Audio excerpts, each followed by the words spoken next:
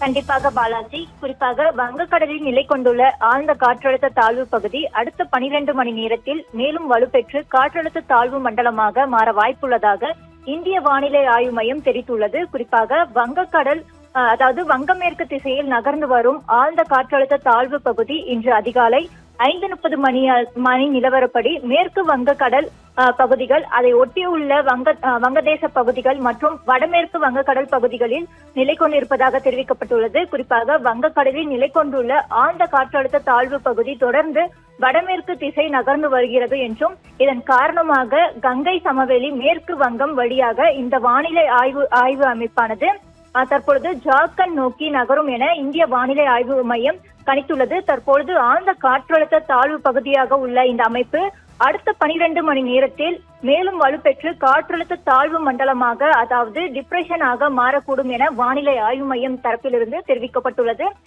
இதன் தாக்கம் என்னவென்றால், மேற்கு வங்கம் மற்றும் ஒடிசா உள்ளிட்ட கிழக்கு இந்திய மாநிலங்களில் மழை தீவிரமடைய வாய்ப்புள்ளதாகவும் தெரிவிக்கப்பட்டுள்ளது. குறிப்பாக வானிலை அமைப்பானது வடமேற்கு திசையில் நகர்ந்து செல்லும் என்றும் நிலையும், அதன் பாதையானது தற்பொழுது உள்ள பகுதிகளில் மழைப்பொழிவு அதிகரிக்கக்கூடும் என்றும் தெரிவிக்கப்பட்டுள்ளது. இதனிடையே இந்த வானிலை அமைப்பின் நகர்வு மற்றும் அதன் வலுப்பெறும் தன்மை இந்திய வானிலை ஆய்வு மையம் தொடர்ந்து கண்காணித்து வருகிறது.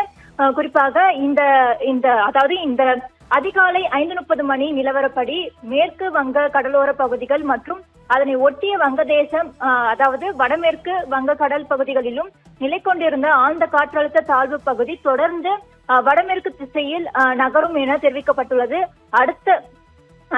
அடுத்த கட்ட நகர்வில் மேற்கு வங்கம் வழியாக ஜார்க்கண்ட் நோக்கி நகரும் என்றும் இந்திய வானிலை ஆய்வு மையம் அமைப்பு தெரிவித்துள்ளது. குறிப்பாக கிழக்கு இந்தியாவில் பல பகுதிகளில் மழைப்பொழிவு ஏற்படக்கூடும் என்றும், அடுத்த 12 மணி நேரத்தில் இது காற்றழுத்த தாழ்வு மண்டலமாக வலுப்பெறும் என்ற பட்சத்தில் மழையின் தீவிரம் மாற்றம் ஏற்பட வாய்ப்பிருப்பதாகவும், எனவே மேற்கு வங்கம், ஒடிசா மற்றும் அதனை ஒட்டியுள்ள கிழக்கு இந்திய பகுதிகளில் உள்ள பொதுமக்கள் வானிலை அறிவிப்பை தொடர்ந்து கண்காணித்து வருமாறும் இந்திய வானிலை தரப்பிலிருந்து தெரிவிக்கப்பட்டுள்ளது. குறிப்பாக வங்கக்கடலில் நிலை கொண்டுள்ள ஆழ்ந்த காற்றழுத்த தாழ்வு பகுதி அடுத்த 12 மணி நேரத்தில் காற்றழுத்த தாழ்வு மண்டலமாக வலுப்பெற வாய்ப்பு இருப்பதால் வடமேற்கு திசையில் நகர்ந்து ஜார்க்கண்ட் நோக்கி செல்லும் நிலையில் மேற்கு வங்கம் மற்றும் ஒடிசா உள்ளிட்ட கிழக்கு இந்திய பகுதிகளில் மழை தீவிரமடைய வாய்ப்புள்ளதாக இந்திய வானிலை தரப்பிலிருந்து தெரிவிக்கப்பட்டுள்ளது. பாலாஜி.